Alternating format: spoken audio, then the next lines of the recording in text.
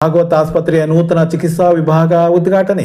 ಶ್ರೀ ರಾಘವೇಶ್ವರ ಭಾರತಿ ಶ್ರೀಗಳವರ ನುಡಿ, ವೈದ್ಯರಲ್ಲಿ ನೈಪುಣ್ಯ ಬೇಕು, ಜೊತೆಗೆ ಕಾರುಣ್ಯ ಇರಲೇಬೇಕು.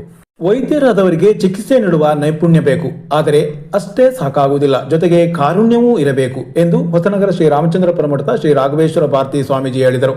ಸಾಗರದಲ್ಲಿ ವಿಸ್ತಾರಗೊಂಡ ಭಾಗವತ್ ಆಸ್ಪತ್ರೆಯ ನೂತನ ಚಿಕಿತ್ಸಾ ವಿಭಾಗವನ್ನು ಉದ್ಘಾಟಿಸಿ ನಂತರ ಅವರು ಆಶೀರ್ವಚನ ನೀಡುತ್ತಿದ್ದರು.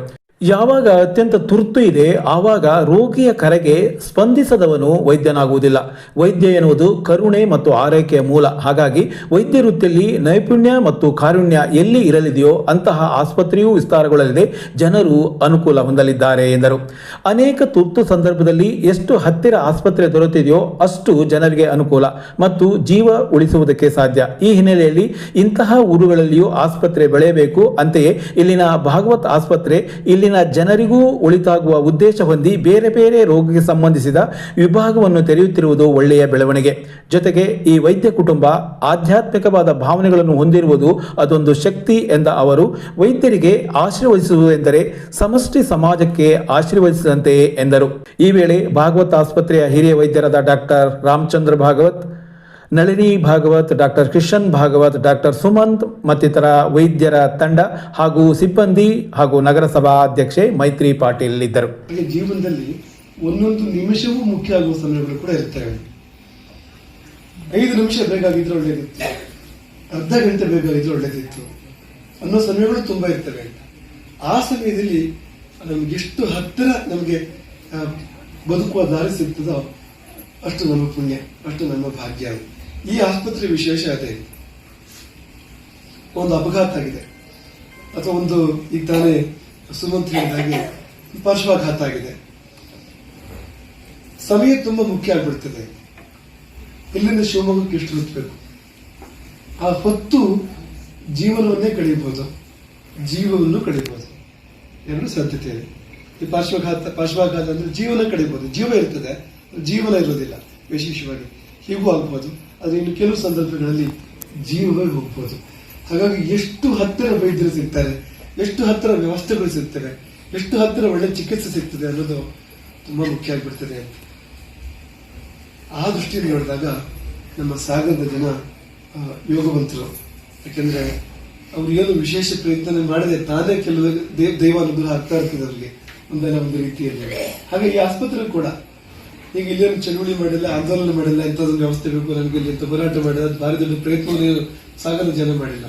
ಆದ್ರೆ ಇಂತಹ ಒಳ್ಳೆ ಜನ ಊರಲ್ಲಿ ಇದ್ದಾಗ ಏನಾಗ್ತದೆ ಅಂದ್ರೆ ತಾನಾಗಿ ಅಪೇಕ್ಷೆ ಪಡದೆ ಒತ್ತಾಯ ಮಾಡದೆ ವ್ಯವಸ್ಥೆಗಳು ನಿರ್ಮಾಣ ಆಗ್ತವೆ. ರಾತ್ರಿ ಕರೆ ಮಾಡಿದ್ರೆ ಉತ್ತರಿಸುವಂತ ವೈದ್ಯರ ಕುಟುಂಬ ಇದು.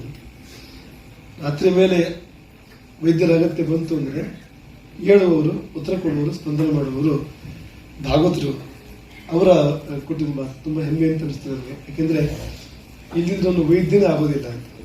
ಯಾಕೆಂದ್ರೆ ಯಾವಾಗ ಅತ್ಯಗತ್ಯ ಇದೆ ಆ ಸಮಯದಲ್ಲಿ ಎಲ್ಲವನ್ನು ಪಕ್ಕಕ್ಕಿಟ್ಟು ಹೋಗಿ ಜೀವ ಉಳಿಸ್ತಾ ಇದ್ರೆ ಅಥವಾ ತಕ್ಕ ಚಿಕಿತ್ಸೆ ಮಾಡದೇ ಇದ್ರೆ ವೈದ್ಯತ್ವವೇ ಪೂರ್ಣ ಆಗೋದಿಲ್ಲ. ಯಾಕೆಂದ್ರೆ ಈ ವೈದ್ಯತ್ವ ಅನ್ನೋದು ಕರುಣೆ ಜೊತೆಗಿರುವಂತದ್ದು.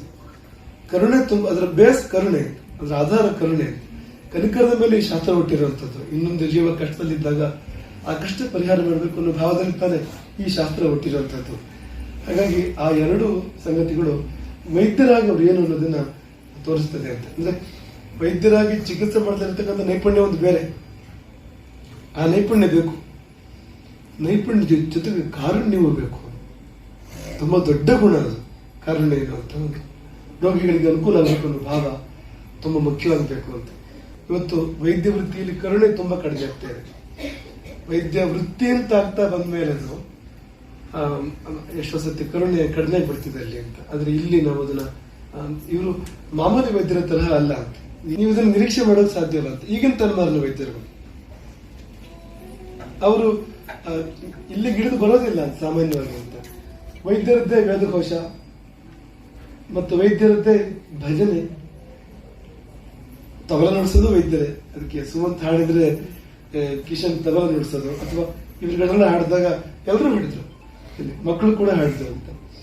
ಒಂದು ಆಸ್ಪತ್ರೆ ಅಂದ್ರೆ ವೈದ್ಯರು ಅಂದ್ರೆ ಇದೆಲ್ಲ ಬೇಕು ಅಂತ ನಮ್ಗೆ ಅನ್ಸುವಂಥದ್ದು ಅಂತ. ಅಂದ್ರೆ ಅದೊಂದು ಮಾನವತ್ವ ಪೂರ್ಣ ಆಗ್ಬೇಕು ಅಂದ್ರೆ ಈ ಅಂಶಗಳು ಬೇಕು ಅಂತ. ಅದು ತುಂಬಾ ಒಳ್ಳೆ ಮಾತು. ಚಿಕಿತ್ಸೆ ಕೊಡೋದು ನಾವು, ಜೀವ ಉಳಿಸೋದು ಭಗವಂತ ಅಂತ. ತುಂಬಾ ಮುಖ್ಯವಾದ ಮಾತು. ದೊಡ್ಡವನಾದ್ಮೇಲೆ ಯಾರು ಮತ್ತೆ ಮಗುವಾಗ್ತಾನೋ ಅವನು ಯೋಗಿ ಆಗ್ತಾನೆ.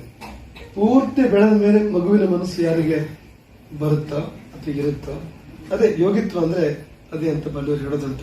ಮಕ್ಕಳ ಆಸ್ಪತ್ರೆಗೆ ಹೋಗ್ಬಾರ್ದು ಅಂತ ಹೇಳೋದು, ಯೋಗಿಗಳು ಬರ್ಬಾರ್ದು ಮಕ್ಕಳ ಆಸ್ಪತ್ರೆಗೆ ತಂದ್ಕೊಳ್ತೇವೆ ನಾವು ಅಂತ. ಈ ಸಂಸ್ಥೆಗೆ ಇಡೀ ಸಾಗರ ನಗರ ಸುತ್ತಮುತ್ತಲಿನ ಹಳ್ಳಿಗಳು ಅದಕ್ಕೆ ಸಾಥ್ ಕೊಡಲಿ, ಸ್ಪಂದಿಸಲಿ, ಈ ಆಸ್ಪತ್ರೆಯನ್ನ, ಈ ವೈದ್ಯರುಗಳನ್ನ ಪ್ರೀತಿಸಲಿ, ಅವರಿಗೆ ಒತ್ತಾಸ ಕೊಡಲಿ, ಅವರ ಮುಂದಿನ ಪೀಳಿಗೆ ಕೂಡ ಹೀಗಾಗಬೇಕು, ಅದಕ್ಕೆ ಒತ್ತಾಸ ಕೊಡಲಿ ಎಂಬುದಾಗಿ ನಾವು ಆಶಿಸುವಂತದ್ದು. ಹಾಗೆ ಇಲ್ಲಿ ಬಂದು ಹೋದವರೆಲ್ಲ ತಮ್ಮ ಕಷ್ಟ ಕಳ್ಕೊಂಡು ಹೋಗುವಂತೆ ಆಗಬೇಕು. ಯಶಸ್ವಿ ವೈದ್ಯ ಅಂದ್ರೆ ಎಷ್ಟೋ ಸಾವಿರ ಕುಟುಂಬ ಉಳಿದಿದೆ ಅಂತ ಅರ್ಥ ಅವರಿಂದಾಗಿ ಅಂತ. ಹಾಗಾಗಿ ಅಂತ ಯಶಸ್ಸನ್ನ, ಅಂತ ಶ್ರೇಯಸ್ಸನ್ನ ನಿಮಗೆ ಮತ್ತು ನಿಮ್ಮ ಮೂಲಕ ಇಡೀ ಸಮಾಜಕ್ಕೆ ನಾವು ಹಾರೈಸ್ತೇವೆ. ಒಂದು ಆಸ್ಪತ್ರೆಗೆ ಆಶೀರ್ವಾದ ಮಾಡೋದು, ವೈದ್ಯರಿಗೆ ಆಶೀರ್ವಾದ ಮಾಡೋದು, ಸಮಾಜಕ್ಕೆ ಆಶೀರ್ವಾದ ಮಾಡೋದು ಎರಡು ಒಂದೇ.